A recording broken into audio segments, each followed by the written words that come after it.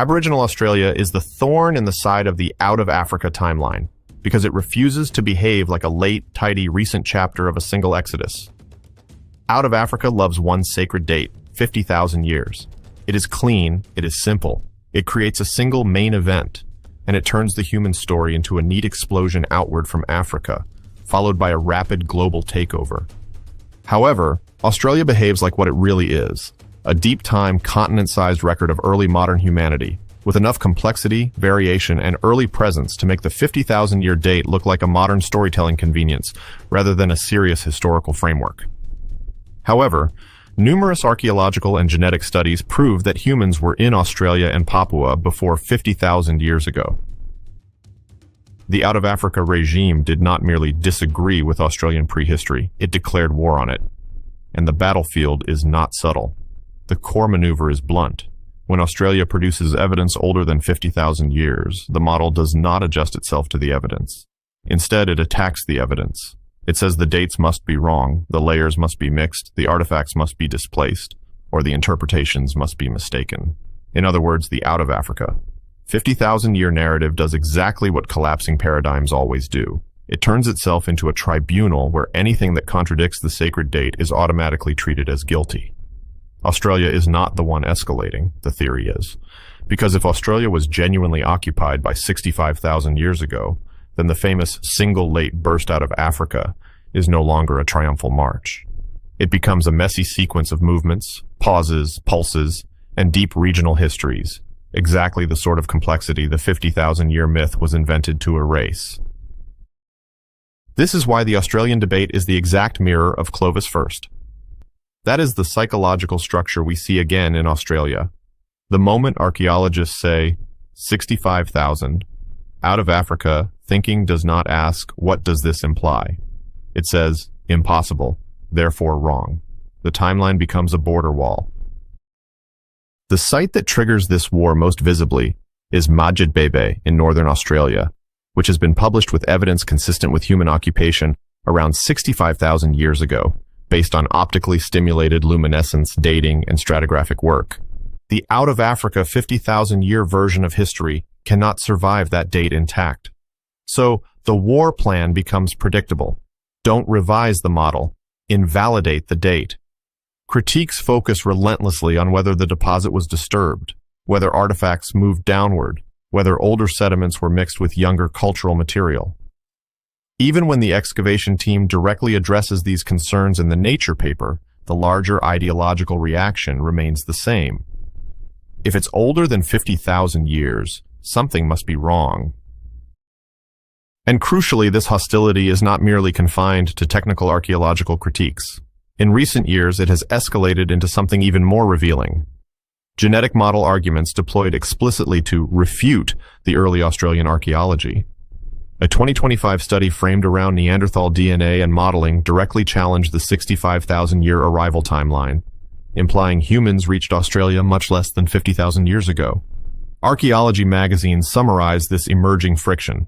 Genetic modeling challenging early arrival while the archaeological record still argues for older occupation, calling for interdisciplinary caution rather than annihilation of the archaeology. The 50,000-year date comes from a narrow set of studies on early Europeans' fossils in Germany, dating to around 45,000 years ago, that came to the conclusion that Neanderthal interbreeding happened between 45,000 to 49,000 years ago. The leader of the study speculated that the interbreeding happened somewhere in the Near East and involved just 100 to 200 Neanderthals, mostly females, interbreeding with a small group of recent out-of-Africa migrants over a period of 1,500 years. Genetics, often treated as the supreme judge that can overrule archaeology, does not actually protect the 50,000-year line. Genetic dates are not fossils. They are statistical constructions built from assumptions about mutation rates, generation times, population structure, bottlenecks, and gene flow, and changing any one of these inputs can shift the output by thousands of years. That is why geneticists routinely disagree with one another. Two teams can analyze the same broad human history and still produce different best-fit timelines because the results are fundamentally model-dependent, not direct measurements. In that sense, genetics does not deliver a single authoritative exodus date. It delivers competing probability narratives, and many of them quietly strain against the neat 50,000-year boundary, even while the public-facing story pretends the number is settled. This is the key point you want made loud. Out of Africa is not cautiously evaluating uncertain dates. It is deploying a strategic logic. Anything older than the model's preferred main dispersal window is treated as error by definition. That is not neutral science. That is not an open hypothesis. That is a doctrine defending itself. Because if Aboriginal Australia is truly deep time, if occupation begins around 65,000 or earlier, then the out of Africa burst narrative becomes cartoonish. The model asks us to believe that humans exited Africa, crossed all of Asia, entered Wallacea, mastered open water crossings, arrived in Sahul, and then spread across a continent so fast that they reached interior ecological systems and developed stable cultural traditions almost immediately. It turns the first Australians into supernatural sprinters. It compresses prehistory into a highlight reel. Now bring in Lake Mungo, because Lake Mungo does not look like the first footprints of desperate pioneers.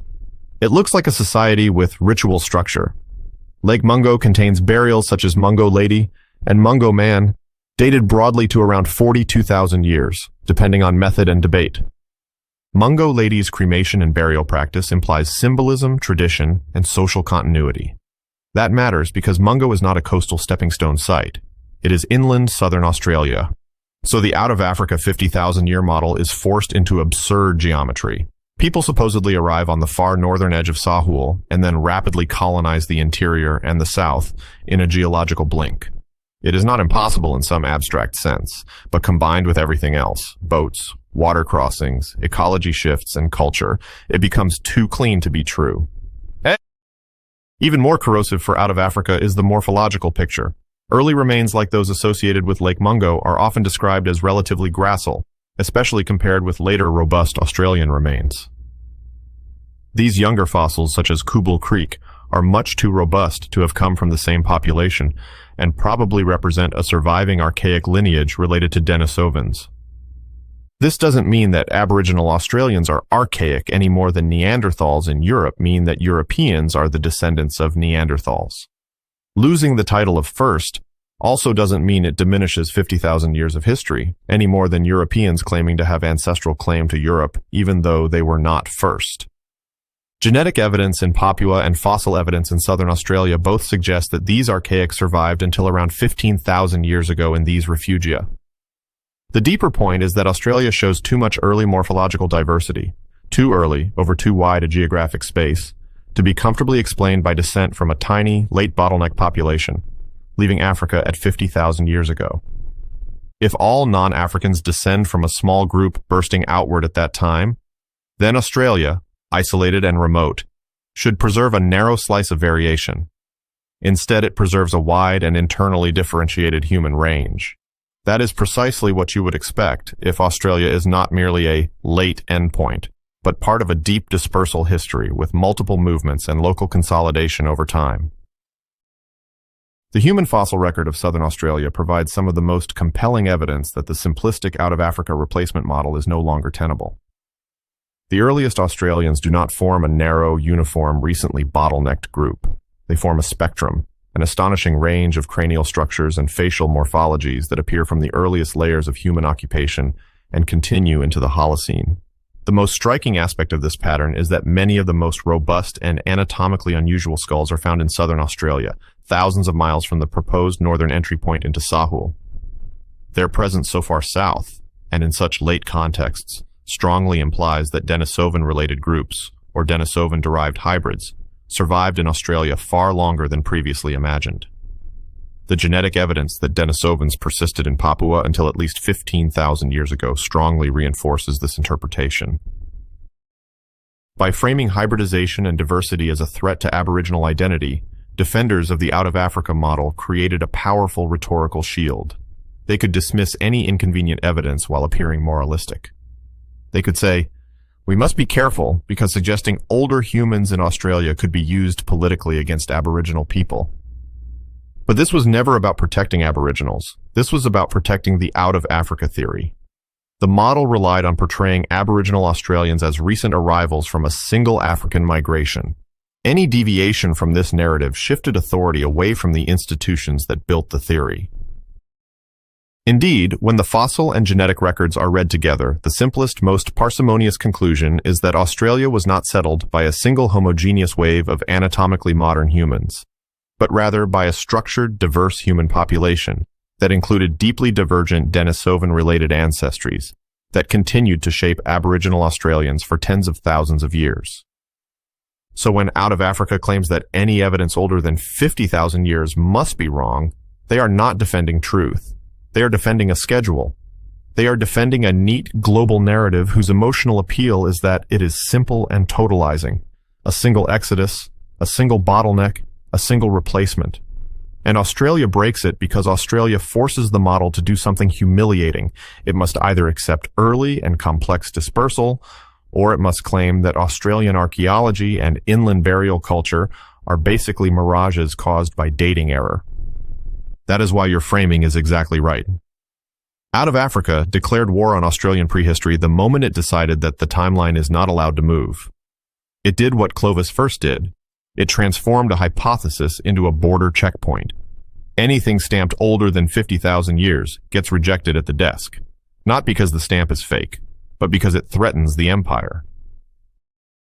The Out of Africa regime has effectively drawn a hard line in the sand 50,000 years ago, and it is not just a scientific line, it is a political one.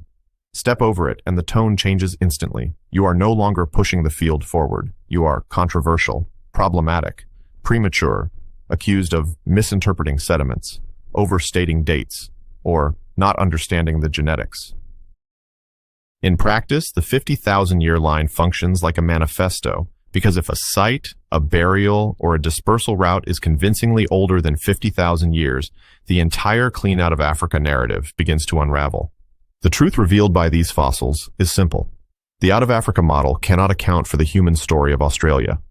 Only a model that embraces hybridization, deep structure, and long-term survival of Denisovan-related lineages can explain both the genetics and the remarkable morphological diversity of early Australians. And only such a model fully honors the deep antiquity, biological richness, and profound connection of Aboriginal Australians to their land, a connection rooted not in a single recent migration, but in the enduring legacy of multiple ancient human histories converging uniquely in Sahul. When we examine the rhetoric, it becomes clear that the anxiety about hybridization had nothing to do with Aboriginal people and everything to do with academic power. If Aboriginal Australians descended partly from earlier hominins in Sahul, then the long-protected simplicity of the Out of Africa story dissolves in complexity. By claiming that hybridization invalidated Aboriginal identity, defenders of the model attempted to make the scientific challenge politically and ethically untouchable. It was a sophisticated maneuver, use indigenous rights as a protective barrier around scientific dogma, but this moral authority has now crumbled. Thanks for watching.